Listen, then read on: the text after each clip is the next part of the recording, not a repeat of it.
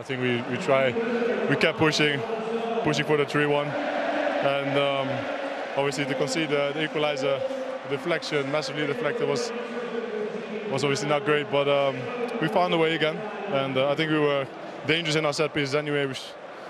They were pretty aggressive, I must say, but yeah, I'm glad I got the winner.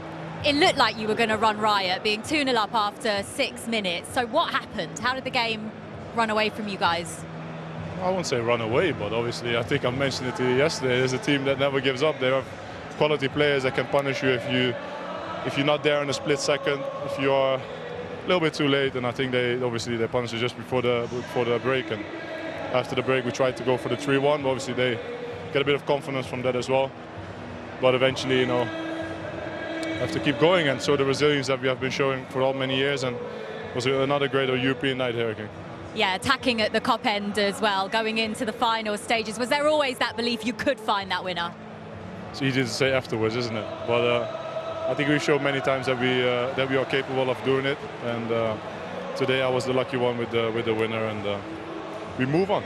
It's another game, though, where there's been a couple of goals conceded. Are there any concerns in the team about the way you've started this season defensively? No.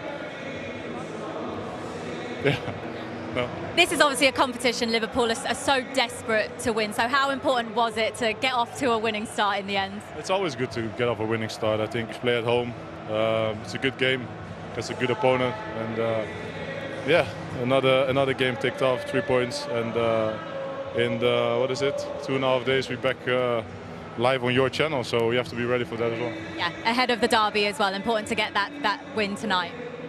Yeah, no, it's time to recover. We prepare tomorrow and the day after as good as we can, and I'm looking forward to it. Congratulations, well done. Thank you very much. We've had a brilliant couple of nights in the Champions League, haven't we? And guess what? We get to do it all again tomorrow. 6 more matches. We'll be at St James's Park for Newcastle against Barcelona. We cannot wait for that one. Here's the other games that you get to see as well. And it's not just that. It's Andy Robertson. Andy, wow. What is it about this team? So far this season, it feels like you are seeing out games, but it's not easy. But then you're finding a way to pull through it. I mean, it's massively entertaining to watch. Yeah, that's true. I think we need to maybe get back to winning a bit simpler and a bit easier. You know, the assistant manager turned to me when Virgil put it in and said he's getting too old for it, so can't imagine what the fans are like. But yeah, look, obviously it's a great thing to have, being able to keep going right to the end. But yeah, when you're 2-0 up and you're playing so well in the first half, you know, it should have been a more comfortable night. I thought the business was done early, especially with your goal. Just tell us a little bit. Got to say, great positioning there for you, Andy Robertson.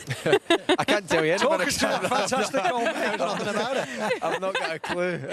The set piece coach said I was, for whatever reason, he said I was crucial to set pieces this today. So I took it literally, but I've not seen it back. So we'll show it to you. Here I mean, is this a set move? Because you're standing sort of in an offside position, then you sort of run back out.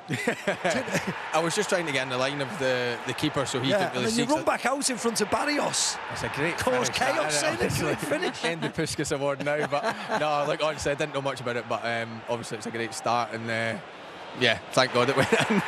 Yeah, look, it's another brilliant night for you in the Champions League. I just want to ask a little bit about this team. Lots of new faces. How you're gelling. We also saw a first sight of Isak starting tonight as well. What's it all been like behind the scenes? Excellent. You know, obviously not really had a pre-season, not had a lot of games since you know, last season, but I thought for especially the first half he was excellent. Naturally got tired, and then it's amazing to have a player like Hugo to come on, and you know, both of them have got such quality. So look, we've got a lot of new players. They have to settle in. You know, playing with a big club like this, it's not easy, and you know, they've all really done well, and you know, they're the future. They're the ones that are you know, going to take this club forward, and you know, they're showing glimpses so far, and you know, I'm sure they'll only get better. Is your job behind the scenes almost even more advanced now? Now there's a lot of new players in. Of course, you're, you know, one of the most experienced players in the squad. Does that, you know, do you come to the fore in that situation with so many players coming in? Yeah, of course. And the thing is there's so many players come in, but they're all young as well. So you do have to help them. You do have to make sure they're settled in, and make sure they don't get caught up in too much things as well. And it's a completely different club to play for. It's one of the best clubs in the world, but it's one of the most demanding and one of the biggest clubs, and that comes with responsibility. It comes with pressure as well. And we've all thrived on it for years, and these lads will thrive on it as well. They've all got the mentality to play here for years and years to come, and I think they'll just get better and better. And in terms of your professionalism, I mean, one of the players that's come in is in your position.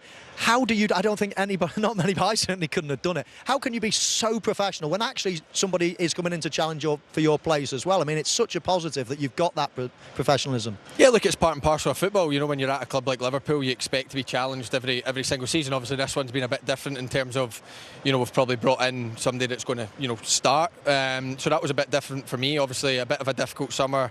And then once I made my mind up, I committed to it. And, obviously I've only got a year left, and, I love playing with this club. I love being out there with the lads, and I can help the lads as well. And obviously getting the vice captaincy this season's gave me added responsibility as well. So I've just kind of thrived on that.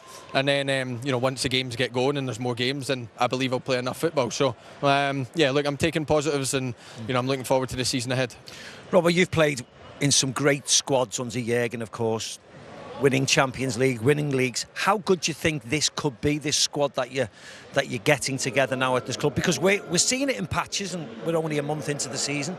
When you're training and looking at the players and what they do individually, how do you think do you think they're going to do going forward? Yeah, look, we've got quality all over the pitch, and I think that's the main thing. And if you look at the bench today, it's a right strong bench. Look at the 5 subs we've made, all of them bring quality, and look at the lads that never came on. Do you know what I mean? So we can change pretty much every position within a game if it's not working, which is a positive. And it's up to us to now show how good we can be. It's okay, these lads have came with unbelievable talent, and I believe they'll be good for Liverpool, but it's up to us to go and show it, and we need to show that by winning trophies. That's the only way we've done it in the past, and that's the only way we'll do it in the future. So I believe we can, but it's up to us to go and show it. Robert, can I just ask you about Rio? Just such an exciting young talent. We were asking Mo about him earlier on, and about being in those boots, in that position when you're so young and you've got such a responsibility. We saw him get his European debut tonight as well.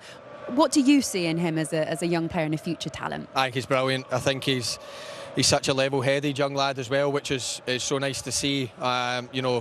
Always wants help, always, but got a bit of fire about him as well. He's not scared to, have a little bit of fire in training and things like that, and that's what you want. But off the pitch, he's so respectful to all of us, and he wants to improve. And that's what all you ask for the young lads. You always want them to be respectful, but also want to improve and help the team. And I think he's shown that, and he'll show this the whole season. He's a huge asset for us. You see that today. The manager trusts him when, in a big game like this, to come on and try and make a difference for us. And he's got a huge future ahead of him, but the here and now looks not too bad as well.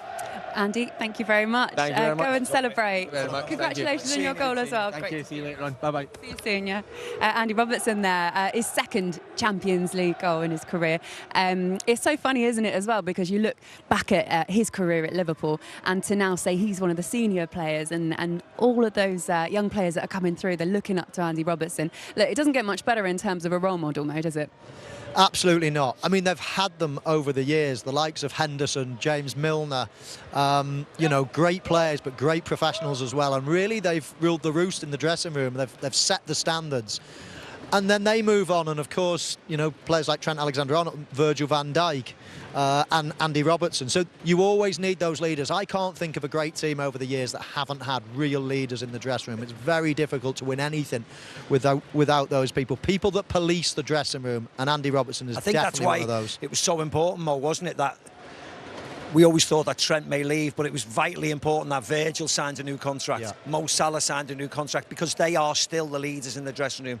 And there's no surprise that they were both on the score sheet this evening, and Robbo was as well. The 3 main pivotal people who have been in the dressing room for the last 8-9 years, seen everything, won everything, and now they're the elder statesmen bringing the next generation through, and they will be, unfortunately for them, taken over in a couple of years by new players. But that's part of football. That's what happens. Yeah.